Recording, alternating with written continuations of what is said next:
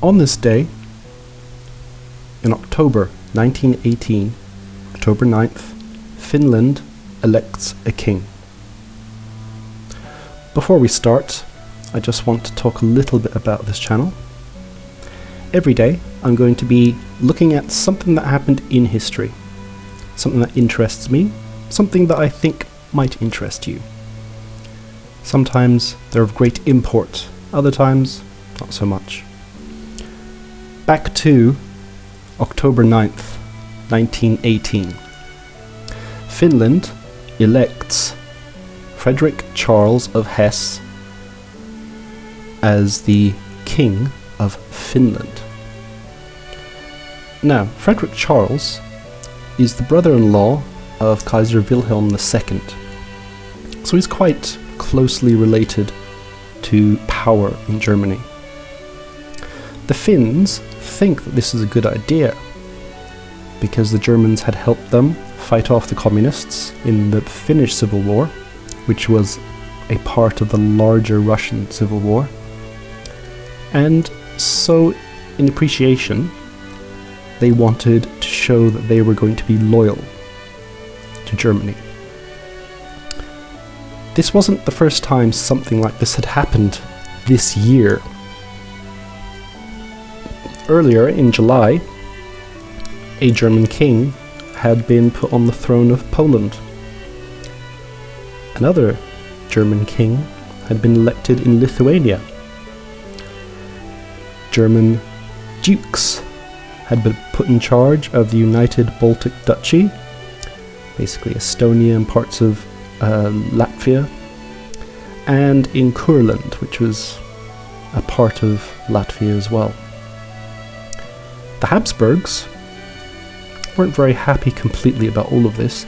They actually suggested that a Habsburg should be put on the throne of Poland, and they were looking at putting a Habsburg on the throne of Ukraine, which at that point was a bit of a mess. They were still fighting there between communists, whites, reds, all sorts, greens, blacks, and so Germany wasn't fully in control there, but they were in control of the main cities and of Crimea, Odessa, places like this. So if they had won the war, I'm pretty sure they would have put another king on the throne of Ukraine. So this was something new in Eastern Europe. Germany was picking the place apart, picking Russia apart, and this had come after the Treaty of Brest-Litovsk. The treaty stipulated that Germany got everything from Estonia in the north to the Ukraine in the south. Turkey also got much of the Caucasus. So the First World War ended very differently on the Eastern Front than it did on the Western Front. The Western Front was a stalemate for most of it. At the very end, it was a very firm German defeat.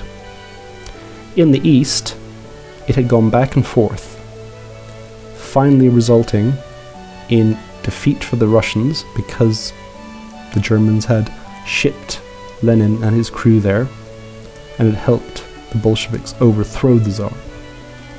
So it went very well on the Eastern Front for Germany. However, they did unleash the Bolsheviks onto the world, and all of the chaos that came from that. But Poland, Ukraine, what is now Belarus, White Russia, the Baltic states and Finland were able to take back their independence, or in some cases establish independence for the very first time. One of these places was Finland. Finland had never really been independent. It was Swedish for a long time, and then it was Russian after the Russians had defeated Sweden. And so, after the Civil War in Finland, the Bolsheviks had been defeated. And so what they decided was to put a king on the throne. The title they decided to give to Frederick Charles of Hesse was Charles I, King of Finland and Karelia, Duke of Åland, Grand Duke of Lapland, Lord of Kaleva and the North. That is one of the coolest titles I've ever seen. However, poor old Charles I, King of Finland and Grand Duke of this and Grand Duke of that, was never going to be King of Finland. A month later, what happens? Germany signs the armistice. Germany's defeated. The Allies say, we'll recognise you, but you can't have a German king. The Finns very quickly realised this, turned around, said thank you, no thanks. And that was the end of the Kingdom of Finland.